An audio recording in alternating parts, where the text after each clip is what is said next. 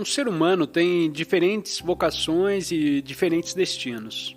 Em sua vida, o que quer que você faça como pessoa, um detetor de frequência não é chamado por um desejo ou destino para fazer algo grande, para criar um grande empreendimento, para ter um grande impacto no mundo, para estabelecer uma grande estrutura, para manifestar algo grande. Mas alguém que se sente feliz fazendo pequenas coisas com muito cuidado, amor e o mais importante, fazendo pequenas coisas em estado de presença. Então, um portador de frequência pode ser quem faz principalmente jardinagem, ou faz um trabalho artesanal. Essa pessoa, então, incorpora a presença em seu trabalho. Ou pode entrar em contato com pessoas em uma capacidade limitada. Quem quer que seja essa pessoa que entra em contato com ela, entra nesse campo de presença. Portanto, essa pessoa mantém a frequência de presença. E essas pessoas também são muito importantes. Alguns de vocês que talvez possam se considerar os detentores de frequência. Os detentores de frequência passam por momentos difíceis nesse mundo, porque nossa civilização não é voltada para dar a eles um lugar oficialmente reconhecido. Nos tempos medievais, na Idade Média, claro, um portador de frequência se tornaria um monge, ou uma freira, ou um eremita. E era para ser, havia milhões deles, e por isso era uma vocação muito reconhecida. Mas hoje em dia não é. Muitos mosteiros estão fechando. Portanto, os detentores de frequência precisam criar um nicho para si mesmos, onde possam manter a frequência de presença. Em um ser humano que está presente, afeta não apenas aqueles humanos que entram em contato com ele ou ela, mas um ser humano que mantém essa frequência de presença, mesmo que o que ele ou ela faz não seja mais importante, a consciência por trás disso é o que importa. E esse ser humano afeta muito mais pessoas do que é óbvio na superfície das coisas. Porque tudo o que acontece a alguém afeta a totalidade. Porque todos os humanos estão conectados em um nível mais profundo. Existe algo como uma consciência humana coletiva.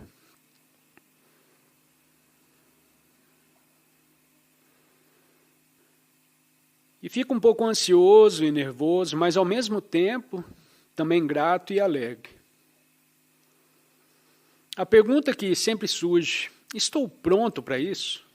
Eu estou pronto para ajudar essas pessoas que vêm com problemas para mim?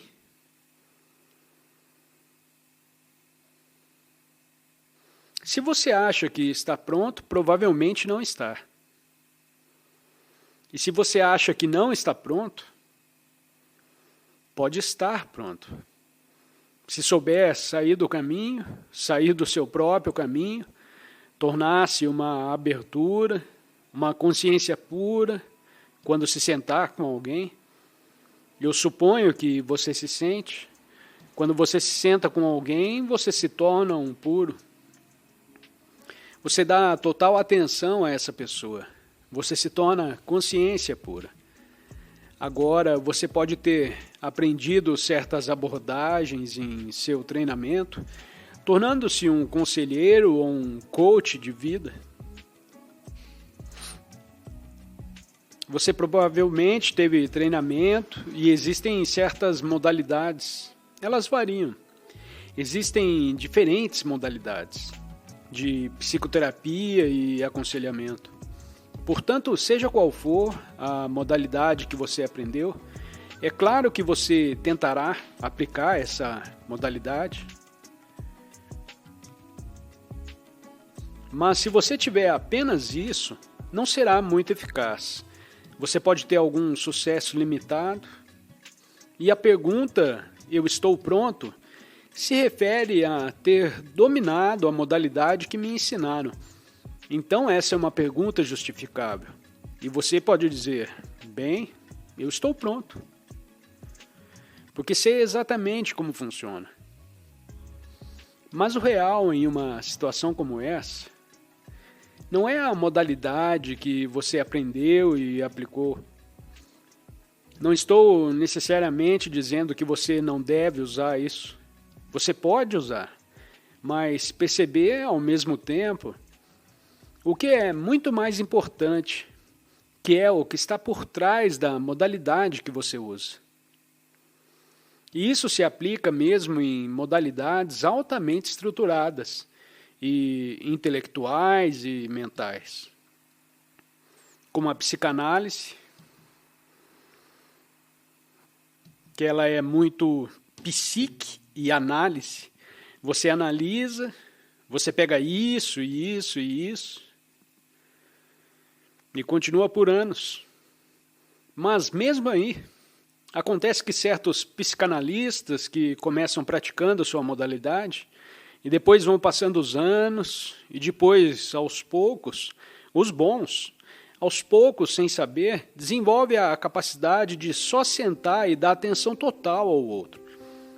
Tornando-se assim, eles gradualmente deixam de estar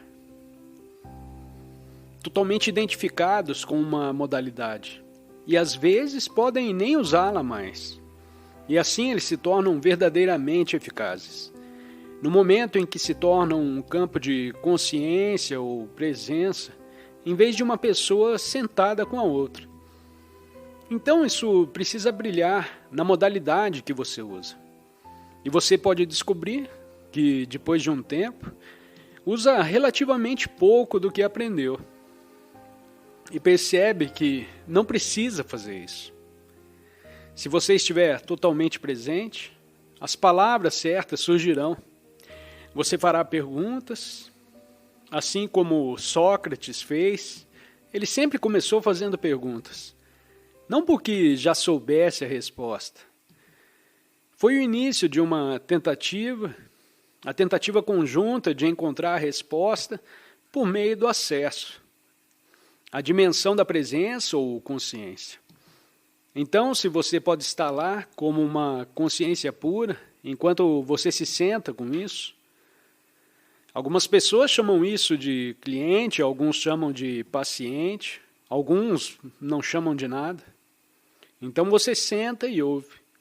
Então você faz uma pergunta, e enquanto ouve,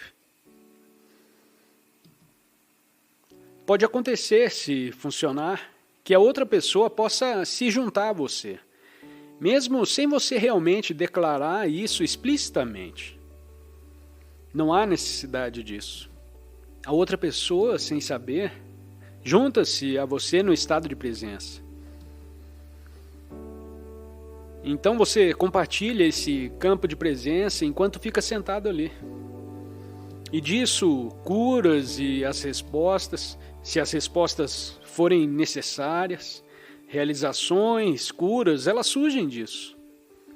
E é por isso que eu disse, se você acha que está pronto, provavelmente você não está. Porque então você pensa que está. Agora eu sei o suficiente, posso fazer isso. Agora você se parece ótimo, que você tem essa autoconfiança. Mas não importa o quanto você saiba, não importa o quanto você saiba. Isso não faz de você um grande conselheiro ou terapeuta. O conhecimento por si só não faz isso. Pode ser útil, mas a verdadeira transformação e a verdadeira cura acontecem por meio da presença corporificada. E sim, pode ser útil conhecer algumas abordagens. Existem certas modalidades que realmente fazem da presença, ou podem não chamar assim, a parte principal da modalidade. E essas são abordagens muito espirituais da psicoterapia. Faz muitos anos que eu leio esses livros, mas acredito, por exemplo, que a modalidade criada por Carl Rogers seja um deles. Onde você, o principal trabalho com o paciente é dar atenção e acolhimento incondicional. Incondicional significa que você não julga, não coloca rótulos na pessoa ou em sua condição. É tudo baseado em atenção. Eu conheci algumas pessoas que passaram por Rogerian, acho que pode ser chamado de terapia, e algumas delas disseram que era muito chato, porque o terapeuta nunca disse nada.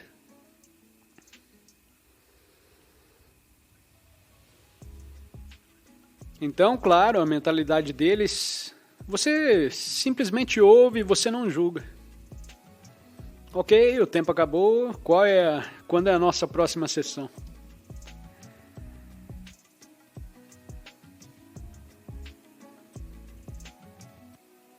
Muitos outros provavelmente se tornarão professores espirituais de uma forma ou de outra. E por isso é importante que,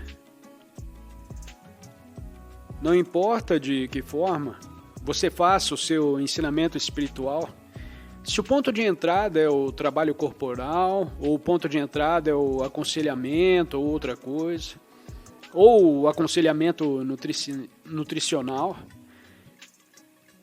porque mesmo aí, isso pode rapidamente se tornar um ensinamento espiritual, sempre percebendo qual é a base de tudo. Onde está o poder, você acessa o poder da consciência enquanto está com alguém. Você não precisa estar totalmente desperto ou iluminado para ser eficaz. Ajuda, mas você pode ser eficaz. E eu conheci algumas pessoas que são eficazes na situação de ajuda. Eles estão totalmente presentes. Quando eles voltam para a sua vida privada, normal, nem tanto.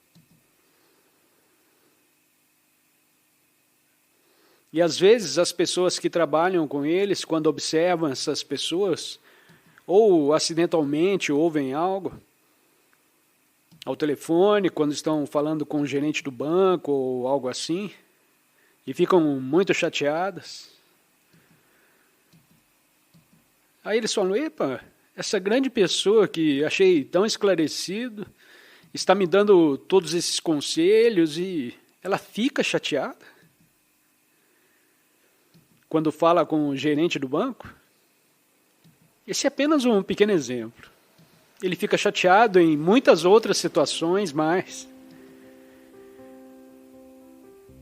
E ainda na situação de ensino, pode ser muito eficaz. Então, tem gente, muitos que nessa área, eles podem entrar presencialmente. E então, em sua vida diária, às vezes eles podem e às vezes não podem. O ego se reafirma. Existem mestres espirituais que também ensinam espiritualmente. Às vezes até mesmo em grande escala e pode ser muito eficaz. Mas se você os visse em sua vida privada, diria, oh meu Deus, quem é esse cara?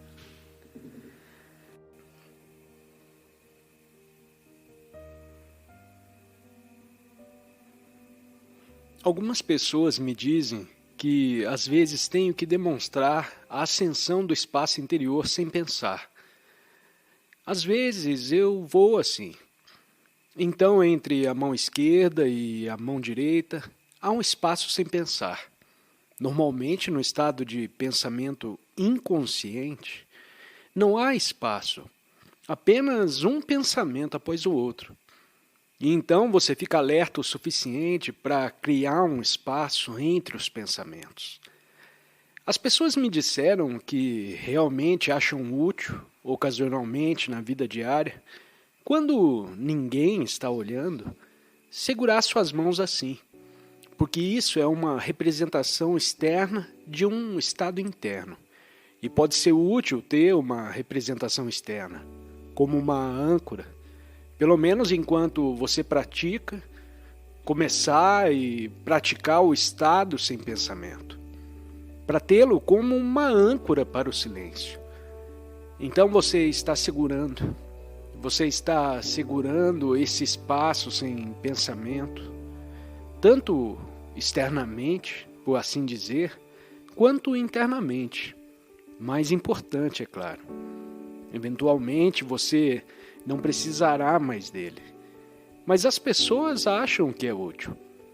Vou falar um pouco mais, mas com muitos espaços entre as palavras, para que você possa praticar a escuta meditativa, o que significa que você está ciente das palavras que está ouvindo, mas também está ciente dos espaços entre as palavras.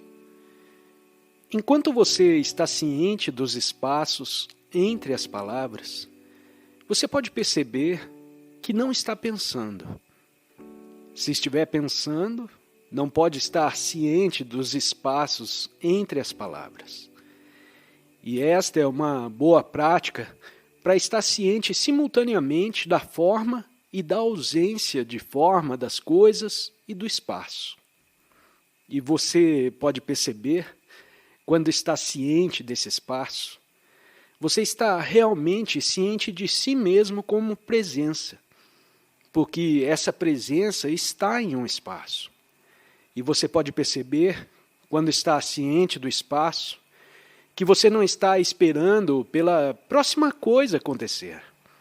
Você não está esperando o que eu vou dizer a seguir, e não precisa. Porque você sabe que o que eu vou dizer a seguir não pode acrescentar nada importante para a percepção de sua presença. E intencionalmente, não estou dizendo nada muito interessante agora, porque se for muito interessante, você será atraído de volta para as palavras, para o pensamento e para a forma. Então é bom que essa conversa seja chata, que deixe mais espaço para a consciência da música espacial. Quando há uma dimensão espiritual, também tem espaços nela, ou uma amplidão subjacente. Alguma arte visual também tem amplidão, e quando você olha para ela, você pode descobrir que não há muito lá.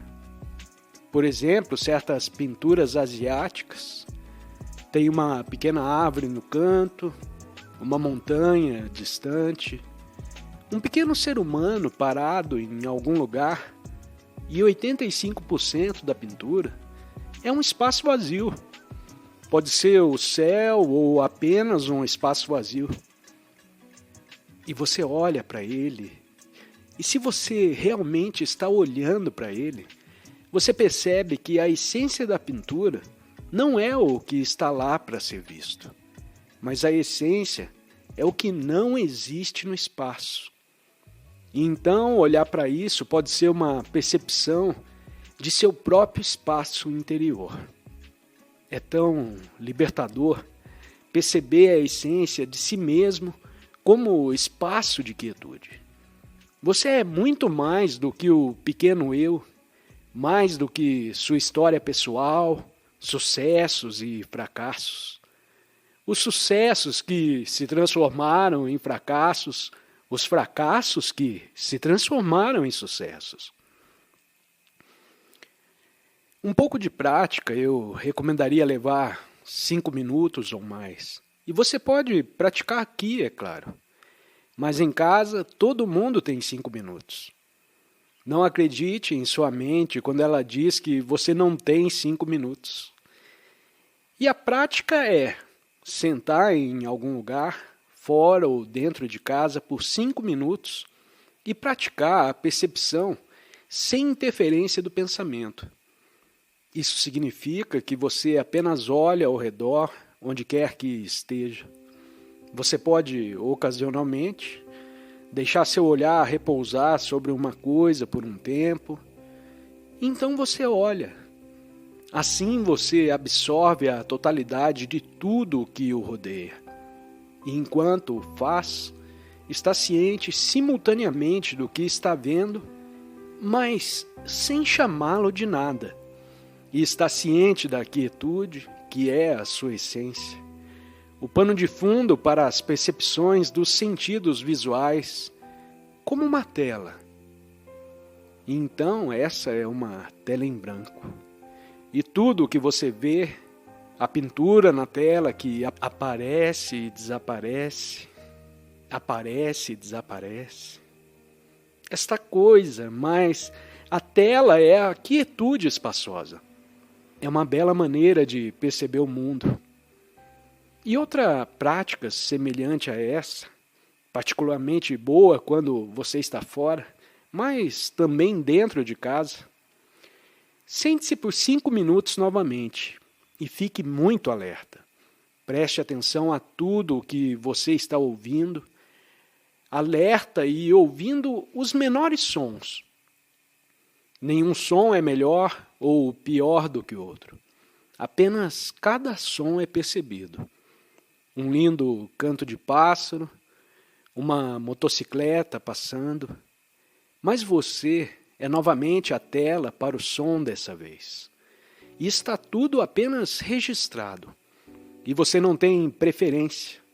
Qualquer som está bom.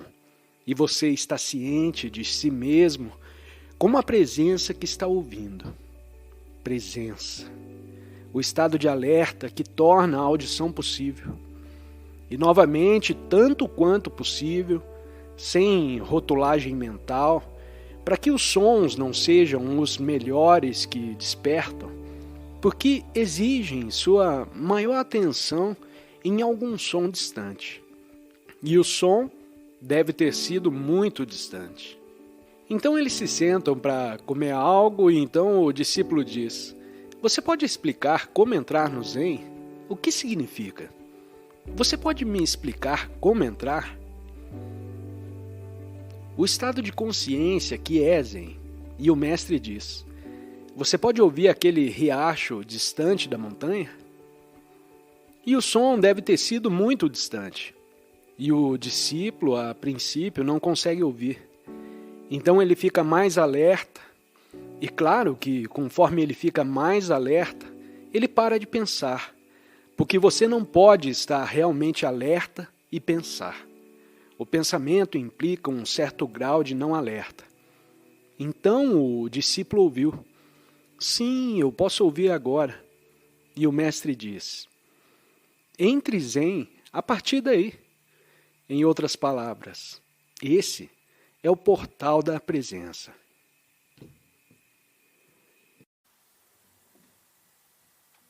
Muitas pessoas que não estão despertas estão fortemente identificadas com sua forma física, e esse é apenas o nível 1 de sua identidade de forma.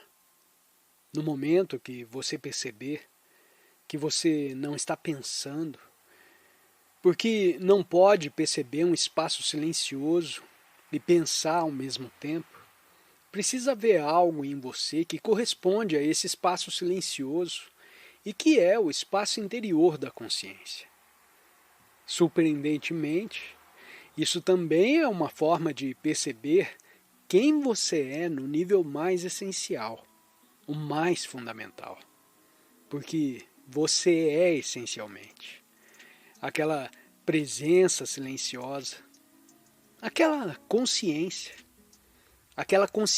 que é a essência de quem você é. É a essência de cada pessoa nessa sala. E essa é uma percepção incrível. Ela transforma a maneira como você percebe a sua identidade, seu senso de identidade, porque talvez seja uma das questões mais importantes da vida. É por isso que os antigos gregos, na filosofia grega antiga, provavelmente voltando a Pitágoras, um dos ditados mais importantes que eles tinham, que na verdade está escrito no templo de Delfos: "Conhece a ti mesmo." Essa é uma das coisas mais importantes em sua vida, saber quem você é.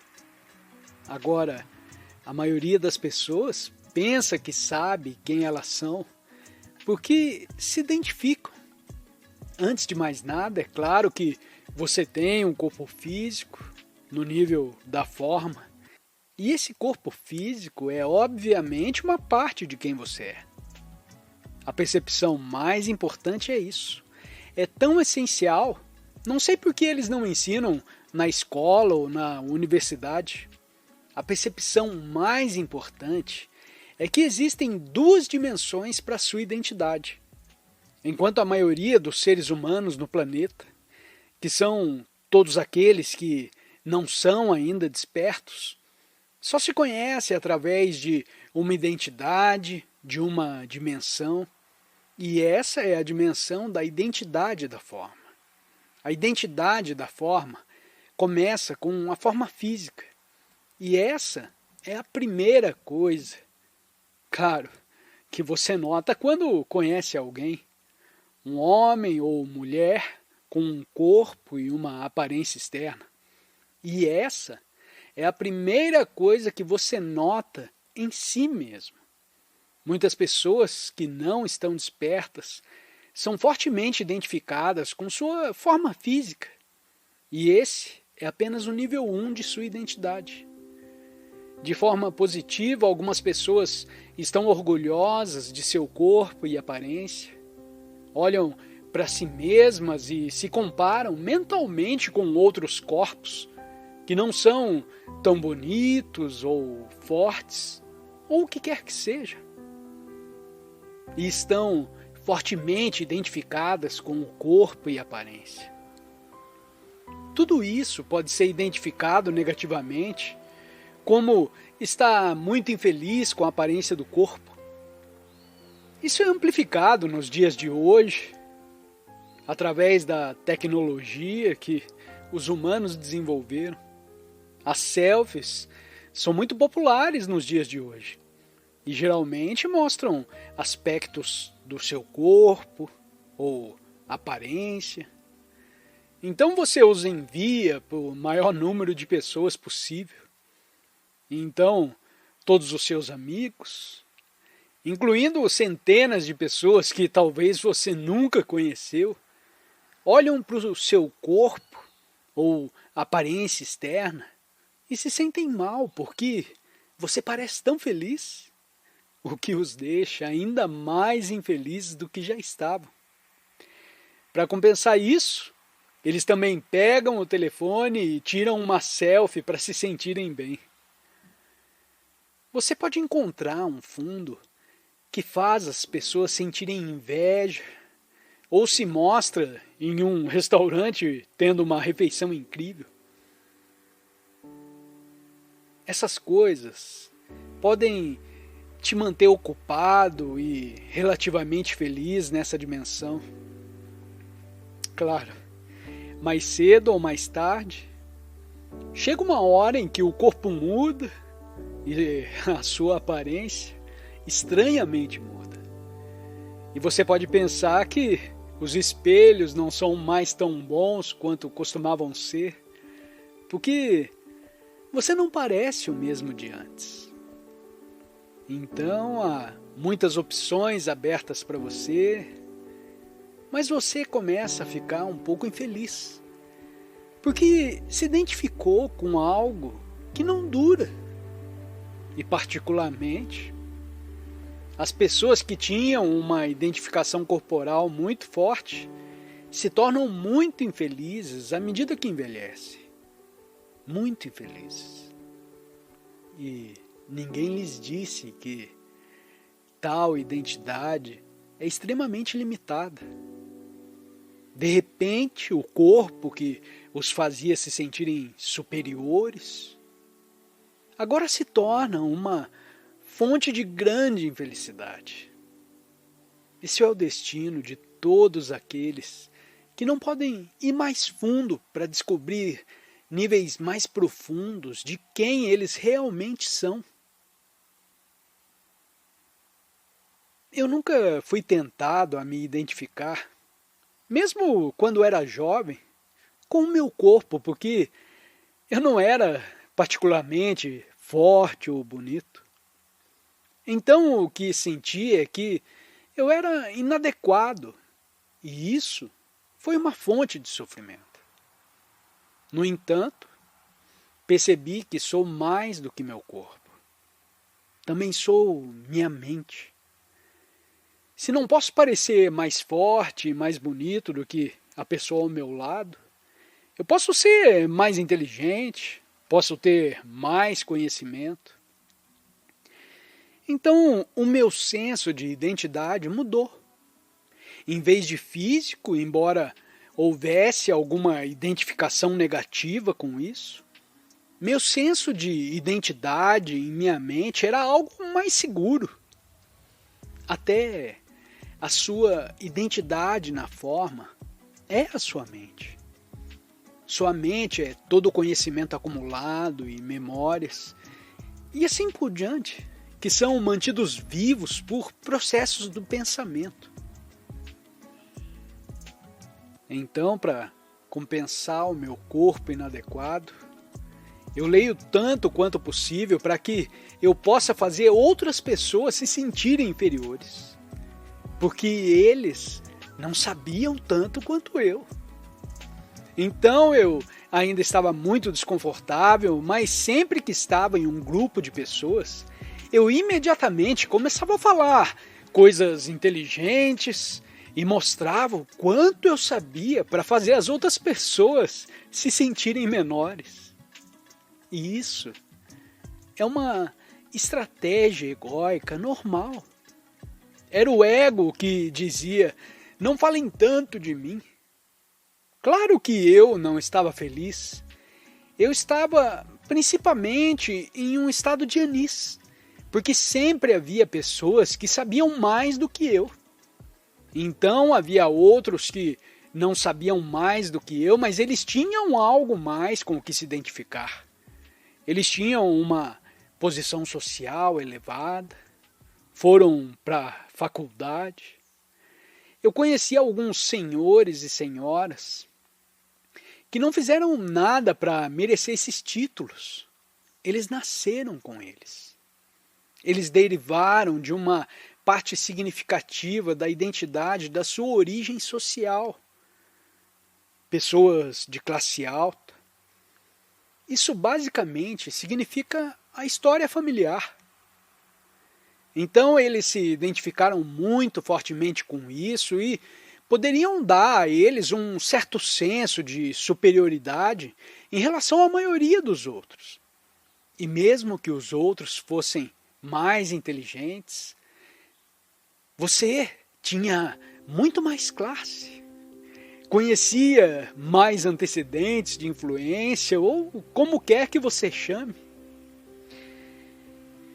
Embora estejamos usando o idioma inglês na Inglaterra, mesmo a maneira como você fala, o seu sotaque, você imediatamente mostrará aos outros, talvez um pouco menos hoje em dia, mas quando eu era jovem e morava na Inglaterra, no momento em que você abria a boca, as pessoas já te julgavam sobre a sua classe social. Você era de classe trabalhadora, você era de classe média alta, e por isso muitos, é claro, fingiam tentar parecer ter uma classe alta. E de uma forma exagerada, isso é algo meio embaraçoso. Mas eles acharam que funcionou. As pessoas estão procurando por uma identidade.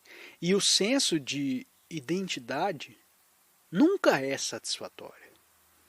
Elas estão sempre buscando por mais. Elas estão procurando por algo para fortalecer o seu senso de identidade.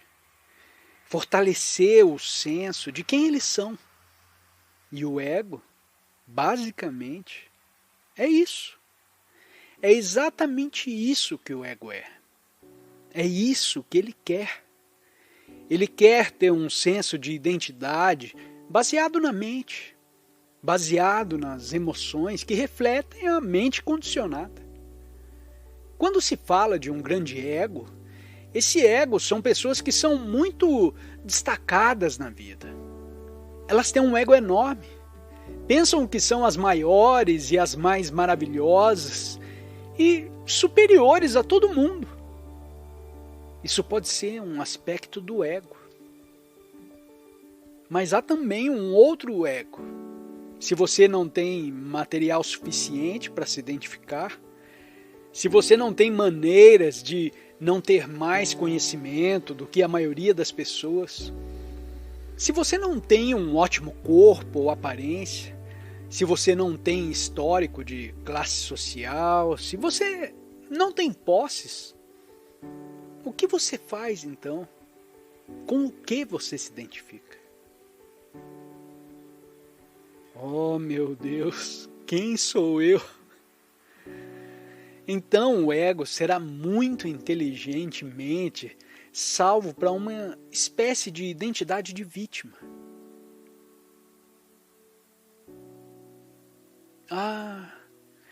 Eu fui tratado tão injustamente em minha vida.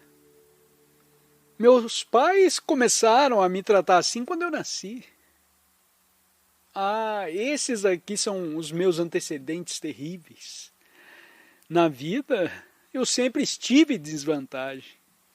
Sempre fui uma vítima, ou você pessoalmente, você pode se identificar com todo o grupo social e dizer que sempre fomos vítimas e ainda somos. Não é? É claro que as pessoas têm isso. Existem indivíduos que nasceram em circunstâncias muito terríveis. Também existem em todos os nossos grupos pessoas que nasceram em circunstâncias ruins. Isso é sem dúvida uma verdade. O perigo é transformar isso em seu senso de identidade que o mantém preso em uma espécie de prisão muito sedutora. Há uma grande tendência hoje em dia para as pessoas terem uma identidade coletiva de vítima. E isso é muito sedutor para o ego. Você pode ler sobre isso na internet rapidamente. Como isso se torna cada vez mais na moda nos dias de hoje, ter uma identidade de vítima coletiva.